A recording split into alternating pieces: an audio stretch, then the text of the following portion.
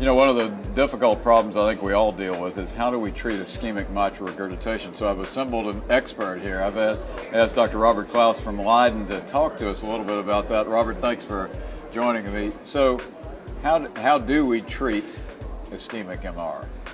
Well, ischemic MR has a long tradition, and it's a very tough issue. Technically it's not so difficult, but it's very difficult to decide which patients benefit from the surgical therapies we have.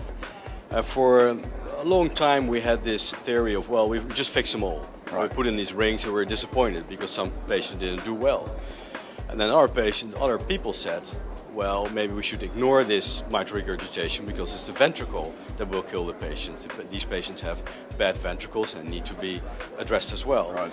So we did a long studies and experience in Leiden with treating mitral regurgitation, ischemic mitral regurgitation with an undersized ring. And we learned a couple of things. First of all, it's very important to get the correct diagnosis. Many patients are underdiagnosed or it's ignored, so we have to be sure that we are dealing with ischemic mitral regurgitation. How do you do that? Echo? Echo. It's all echo, but expert echo, not just a fast echo. Not sloppy echo, expert echo. Expert echo, and you have to show not only that there's mitral regurgitation, but also look at the ventricle. Where's the defect in the ventricle, and do we actually have a diseased ventricle? Because that's the initial problem. Second, we learned that if you do not treat mitral regurgitation, just a revascularization in ischemic patient, that doesn't help. Because more than half the patients will remain with a severe mitral regurgitation and they won't be happy and they come back for their mitral repair now in a reoperative setting, so that doesn't work as well. We also learned that you need to have standardized techniques. Use a circular ring, not a semicircular ring. Your entire group has to do the same thing in all these surgeries. We have to undersize, critically undersize by 2 sizes, and then you have durable results. But even more important, by treating these patients, we have to have an intraoperative endpoint. Not just as an echo that says you don't have MR anymore. Okay. You need to have a certain amount of coaptation, a coaptation length that's at least 8 millimeters, so that you have an echocardiographic endpoint in surgery. Now, when we analyze our results, we first of all saw that that gives a durable abolishment of mitral regurgitation. We had some recurrences, but it's low. It's about 15% in 4 or 5 years. But there was a big difference in which patients benefited of this treatment. And it's the patient that had only moderately dilated left ventricles, let's say an end diastolic volume of preoperative of less than 65, so moderately dilated. So they do well. Not really big ventricles. No, the big ventricles, they don't do well. They do well in terms of that they don't have MR anymore, right, but they don't have a good survival. Okay. So what we learned is that as soon as the ventricle is really dilated, we have to address the ventricle as well. We cannot just repair the mitral valve and think that will take care of the ventricular problem. No, that's only true if there's moderately dilated ventricle. If it's largely dilated, we have to address the ventricle as well. We have to either remodel the ventricle, make it smaller. We may have to add additional procedures to the mitral valve. There are these procedures where you bring the papillary muscles closer to the mitral valve. But mostly it will be a ventricular procedure, and it makes the surgery more complex. And I think that's the most important thing to learn. So, I mean, you've told me a lot of things there, and that's really good. So, on your echoes, what do you want? If you looked at a report or you looked at the study, what are you looking for? The size of the ventricle, not solely the leaks coming from the P3, A3 area, but you want to see the size of the. Tell me what you want on the echo. First of all, I want to see from the echo in terms of the valvular motion that there truly is restriction. Right. So that's the first issue I want to know. What's the MR, quantified MR, and is there indeed restriction of the mitral valve leaflets and not the prolapse or anything else?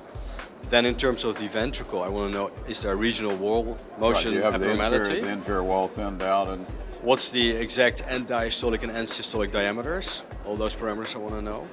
And whether it's has a more P3 regional leak or a central leak, that doesn't really, this is very important. It might be important if you want to apply a ring that has a specific P3 restriction, but I'm not a big believer of those rings. And then therapeutically, so once you've decided that this patient could benefit, let's say it's not somebody that you have to do extensive remodeling on, then you're going to do vigorous revascularization, undersizing, and then judge the adequacy of coaptation. when you're coming off pump? Is that exactly. So we have an ischemic patient, we have to obviously revascularize everything we can. Then we address the mitral valve, we put in this undersized ring, properly sized and adequately implanted, and then when the heart is beating again, we ask the echocardiographer to come back to the OR and tell us not only whether there's absence of MR, any trace MR will give a bad result, no MR, and that the two leaflets coapt for at least 8 millimeters below the ring.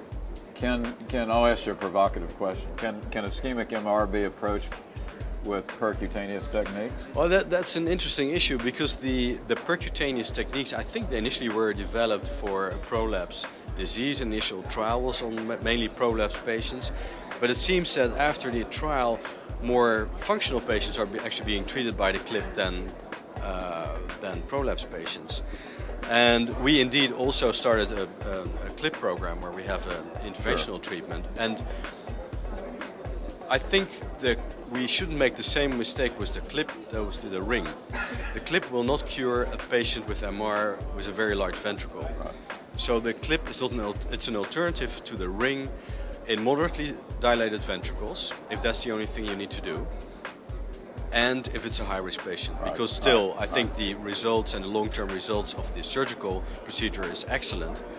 And obviously, if the clip results are that good as well, we'll probably change to the clip. But for now, it's a high-risk patient, we will consider the clip. Okay. But I think a big pitfall in clipping a patient is the same mistake we made, that we think that if we clip this patient that has a very large left ventricle, that you may reduce the MR, but you will not cure the patient. It's interesting because and I think in listening to your discussion, you were really saying that you have to do something for the ventricle, obviously revascularization, but then your whole annular mitral approach is really annulus and valve, and so you're really reshaping as well as revascularizing the process. It is true that the surgical annuloplasty or undersized annuloplasty is a reshaping of the base of the heart. And there are not too many studies that actually showed how much reshaping you do, but you do a lot of reshaping there at the base. Good. Well, listen, you certainly have educated me. I know you've educated our viewers, so thank you very much for joining us. Well, you're more than welcome. Thank you. Pleasure to shake your hand. Thank you. Thanks, Robert. Thank you.